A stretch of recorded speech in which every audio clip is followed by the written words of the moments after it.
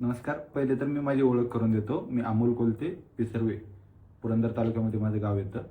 मी खरं तर शेती करतो आणि शेती करण्यासाठी मी एरोनिका कंपनीचा ड्रोन घेतलाय.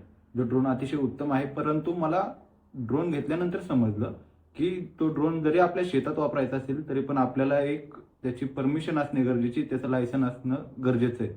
तर त्यासाठी चौकशी केला असता मला तारामित्र ड्रोन अकॅडमी या अकॅडमीची माहिती मिळाली.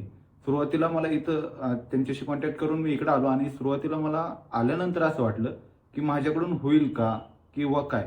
परंतु या ठिकाणी कार्यरत असलेल्या पर्णवी मॅडम असतील, पूजा मॅडम असतील, अतिशय उत्कृष्ट सहकार्य त्यांचं असतं.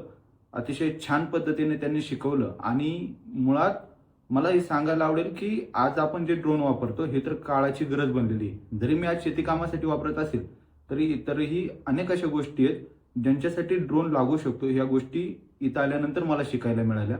त्यानंतर red zone, green zone, yellow zone असे झोनही असतात आणि त्या कुठल्या झोनमध्ये उडवता येतो, कुठल्या झोनमध्ये नाही उडवता येत, हे अतिशय चांगल्या पद्धतीनं मला इथं आल्यानंतर कळालं आणि याचा नक्कीच मला इथून पुढेही फायदा होईल.